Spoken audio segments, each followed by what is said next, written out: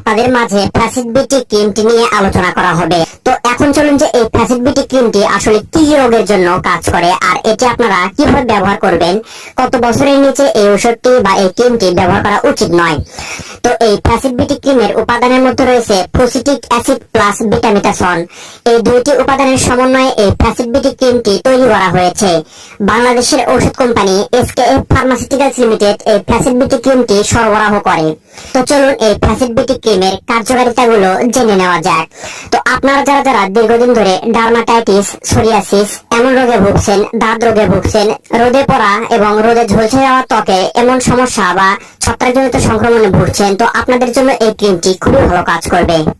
শরীরের চিপায় চাপায় এবং পুরুষাঙ্গের যে দুই সাইডে অতিরিক্ত পরিমাণে ঘেমে যাওয়ার পরে চুলকানি হয়, তো সেই চুলকানি দূর করতে বা সেই ফাঙ্গাসজনিত সংক্রমণ দূর করতে এই ফ্যাসিড বিউটি ক্রিমটি খুবই ভালো কাজ করে। ত্বকের উপর সাদা সাদা ছোপ হয়ে যায় ফাঙ্গাসের সংক্রমণের কারণে, ত্বকের উপর যে দাঁত সৃষ্টি হয়, গোলাকার সাদার মতো গুটি গুটি সৃষ্টি হয়, তো এগুলো ভালো করতে এই ফ্যাসিড বিউটি ক্রিমটি খুবই ভালো কাজ করে।